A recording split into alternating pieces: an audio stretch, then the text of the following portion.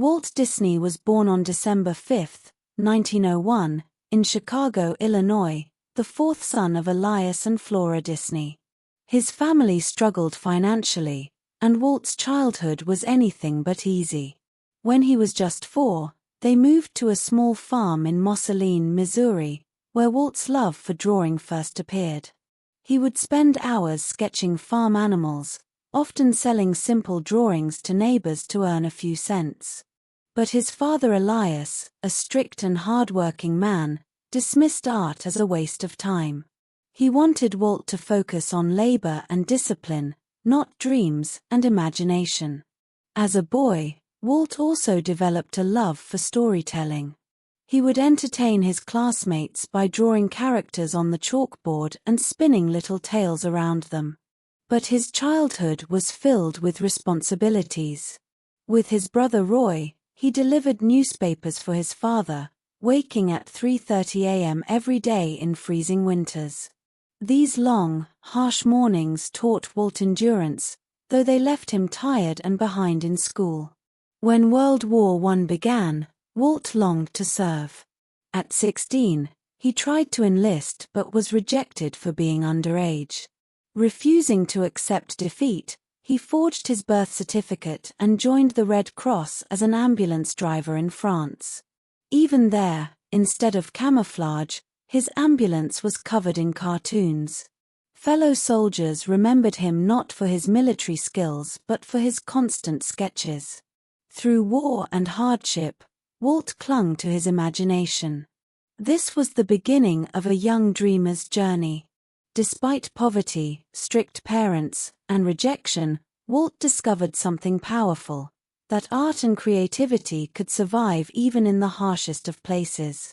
After the war, Walt returned to America with big dreams but almost no money. He moved to Kansas City and took a job as a commercial artist at Pesman Rubin Studios. It was a small place, but it gave Walt the chance to draw professionally. Soon after, he joined the Kansas City Film Ad Company, where he discovered the magic of animation.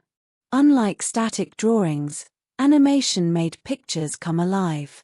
Walt was fascinated, spending nights experimenting with borrowed equipment and old cameras. He devoured a book on animation techniques, teaching himself frame by frame. Soon he convinced other artists to join him, and together they made little films called laughograms. These shorts, filled with humor and creativity, gained local attention. Walt, ambitious as ever, opened Laughogram Studios in 1922. It was his first real company. But Walt was inexperienced in business. He focused too much on creativity and too little on management. The studio produced charming work but couldn't stay financially stable. Within a year, Laughogram went bankrupt, and Walt was left broke. Sometimes, he couldn't even afford food, surviving on beans and living in his office. Most people would have quit after such failure. But Walt refused. At 21, with just $40 in his pocket and a suitcase full of drawings, he boarded a train to California. He told himself, "If I'm going to fail, I'll fail big, where the opportunities are." That bold decision was the spark of a legacy. Arriving in Hollywood, Walt reunited with his brother Roy. With little more than determination, they rented a garage and founded the Disney Brothers Studio. Walt's first major project was Alice's Wonderland, a series combining animation with live action. It gained attention, and soon distributors wanted more. For the first time, Walt felt the thrill of success. But his true breakthrough came with Oswald the Lucky Rabbit, a cheerful animated character that quickly became popular. Oswald was beloved by audiences, and Walt finally had something that worked. Yet in 1927, he learned a brutal lesson in business. When Walt tried to negotiate better rights, his distributor revealed that they owned Oswald, and even worse, most of Walt's animators had been lured away. Overnight, Walt lost his character, his team, and nearly his company. It was devastating. On the train ride home, broken and unsure, Walt considered giving up. But instead, he began sketching a new character in his notebook. It was a cheerful little mouse, full of personality and charm. That mouse would soon become the most famous cartoon in the world. Failure had taken Oswald away, but it gave Walt something greater, the idea for Mickey Mouse. In 1928, Walt introduced the world to Mickey Mouse. At first, no distributor wanted him. But Walt pushed forward and created Steamboat Willie, one of the first cartoons with synchronized sound. When it premiered, audiences were stunned. They had never seen a cartoon talk, laugh, and sing in perfect rhythm with music. Mickey was an instant sensation. Children adored him, adults found him charming, and soon Mickey Mouse was more than just a cartoon, he was a cultural phenomenon. Merchandising deals, fan clubs, and comic strips followed. Walt had turned betrayal into brilliance. For Walt, Mickey was deeply personal. He once said, "I only hope that we never lose sight of one thing, that it was all started by a mouse." Mickey represented resilience, optimism, and joy, everything Walt himself embodied. But Walt was never satisfied with just one victory. He wanted to push animation beyond comedy, to tell emotional stories with real heart. Mickey was only the beginning. The dreamer in him was ready for a far bigger challenge, one that the world thought was impossible. By the mid-1930s, Walt was restless. Short cartoons made people laugh, but he wanted to create something unforgettable, the first full-length animated feature film. When he announced Snow White and the Seven Dwarfs, critics mocked him. They called it Disney's folly, insisting no one would sit through a 90-minute cartoon. Some even predicted it would ruin him financially. But Walt ignored the doubters. He poured every cent he had into the project, even mortgaging his house. His animators worked tirelessly, experimenting with new technologies like multiplane cameras and Technicolor. Walt pushed them not just to draw, but to make the characters feel alive. Each dwarf had unique traits, and Snow White's gentle personality touched audiences. The project nearly bankrupted the studio, but Walt never lost faith. In December 1937, Snow White premiered. The audience laughed, cried, and applauded. When the lights came on, Walt had tears in his eyes. He had done what no one believed possible. The film was a box office triumph, earning millions and forever changing cinema. Walt Disney was no longer just a cartoonist. He was a visionary, a man who had turned an impossible dream into history. And yet, his greatest challenges and his greatest creations were still ahead. After the triumph of Snow White and the Seven Dwarfs, Walt Disney stood at the peak of success. Newspapers hailed him as a genius, and Hollywood began to take animation seriously. But fame brought new challenges. Instead of resting, Walt immediately pushed forward with even bigger projects: Pinocchio, Fantasia, and later Bambi. Artistically, these films were revolutionary. They introduced bold storytelling, lifelike animation, and groundbreaking technology like the multiplane camera. Yet, as much as critics admired them, the timing couldn't have been worse. The Great Depression had left families struggling, and with World War II spreading across Europe, overseas markets were cut off. Box office numbers fell short, and the studio that had soared after Snow White suddenly found itself drowning in debt. For the first time, Walt felt the heavy burden of financial failure on a massive scale. To make matters worse, his own employees grew restless. They saw Walt's films earning headlines, but their salaries remained modest. In 1941, tensions boiled over into a studio strike. Walt, who had always seen his team as family, took it personally. The betrayal wounded him deeply. For a man driven by loyalty and passion, the strike left scars that never fully healed. Then came the war. The US government commissioned Disney Studios to produce propaganda and training films. Instead of magical fairy tales, Walt's team was now making military reels. The sparkle of creativity dimmed, and Walt felt trapped by necessity. These were dark years, filled with frustration and doubt. Yet through hardship, Walt learned resilience. He realized that dreams required more than vision, they needed patience, leadership, and the ability to adapt. Though his spirit was shaken, his imagination never died. Quietly, new ideas began forming in his mind, ideas that would one day take him beyond movies altogether. When World War II ended, America hungered for joy again. Families wanted laughter, adventure, and hope. Walt felt it too.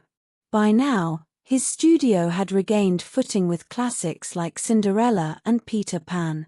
Yet, even with the film's success, Walt's heart wanted something more. He often spent weekends with his daughters, Diane and Sharon, taking them to little amusement parks. But he noticed the same thing every time. The rides were cheap, the grounds dirty, and there was little for parents to enjoy. Standing there, Walt thought to himself, why can't there be a place where families can play together, a place filled with magic, storytelling, and wonder? That thought became the seed of Disneyland. When he shared the idea, almost everyone laughed. Amusement parks were seen as risky and childish. Bankers refused to fund it. Even some of his closest employees doubted him. But Walt had faced doubt before. He mortgaged his house, convinced investors with his relentless passion, and even launched a weekly TV program to show the public glimpses of his dream. Slowly, the impossible began to take shape. On an empty stretch of orange groves in Anaheim, construction began. Workers doubted the project could ever succeed, but Walt visited constantly, walking the grounds, checking details, and urging them forward. He didn't want just rides, he wanted whole worlds. Fantasyland, Adventureland, Tomorrowland. Every sound, every tree, every brick had to spark wonder. To outsiders, it looked like another Disney's folly. But to Walt, it was his most personal creation, a place where imagination and reality could finally meet. Disneyland wasn't just a park. It was his gift to families, a place where dreams would come alive. July 17, 1955, was the day Walt Disney's boldest dream came true. Across America, families tuned in to watch the grand opening of Disneyland, broadcast live on television. Walt stood proudly before the gates and spoke the words that became legend, "To all who come to this happy place, welcome." But behind the cameras, chaos ruled. Counterfeit tickets meant nearly double the expected crowd showed up. The freshly poured asphalt softened under the California sun, and women's high heels sank into the pavement. Rides broke down, food ran out, and water fountains went dry. Critics quickly mocked the event, calling it Black Sunday and predicting Disneyland would collapse within months. For most men, such a disastrous debut might have meant defeat. But Walt saw it differently. He called the day a rehearsal, a chance to improve. Within weeks, repairs were made, operations smoothed, and guests began returning. Families laughed on Main Street, children gasped at Sleeping Beauty's castle, and slowly, Disneyland's magic revealed itself. Walt made a habit of walking the park daily. He would sit on benches, listen to conversations, and take notes on how to improve the experience. To him, Disneyland was alive. It would never be finished, always growing with new lands, new rides, and new ideas. What had begun as a gamble in orange groves became a phenomenon. Disneyland was no longer mocked, it was celebrated. Walt had proven once again that critics could be wrong, and that with vision and determination, even the wildest dream could come true. By the 1960s, Walt Disney was a global icon.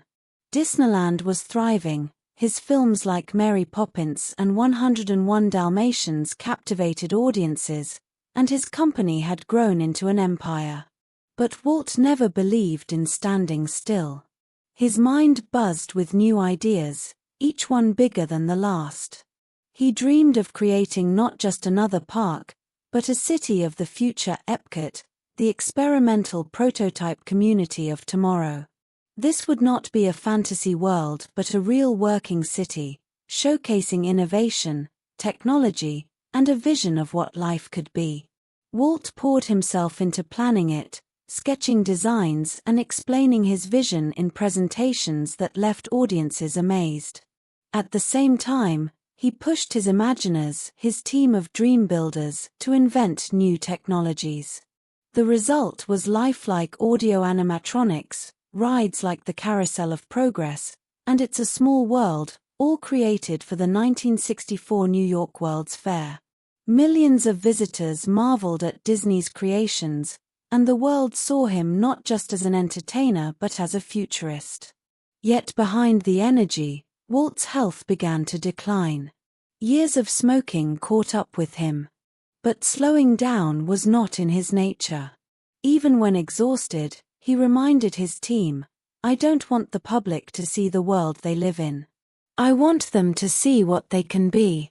The man who had once sketched a mouse on a train now sketched blueprints for cities, parks, and dreams that would outlive him. Part 10, Legacy of a Dreamer, 1966 and Beyond. In late 1966, Walt Disney received devastating news: he had lung cancer. Doctors gave him little time.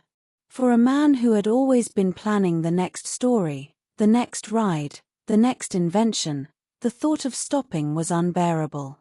Yet even in his hospital bed, Walt refused to let go of his dreams. He asked for Epcot blueprints and pointed at the ceiling tiles, using them as an imaginary map. He explained details of the park, describing attractions and innovations he would never see himself. On December 15, 1966, Walt Disney passed away at the age of 65. The world grieved deeply. Headlines called him the man who brought joy to millions. Children cried at the news, and adults felt as though they had lost a friend. But Walt would not have wanted mourning. He once said, "If you can dream it, you can do it." His brother Roy postponed retirement to fulfill Walt's vision. In 1971, Roy opened Walt Disney World in Florida, making sure his brother's name would never be forgotten. He declared, "Everyone knows the name Disney. Now they will know it was Walt's dream." Today, Walt Disney's legacy is everywhere: on movie screens, in theme parks, in music, and most importantly, in the imaginations of millions. He proved that failure is not final, that doubt is only fuel, and that one person's dream can indeed change the world. Walt began with nothing but a pencil and a dream. What he left was a universe of magic.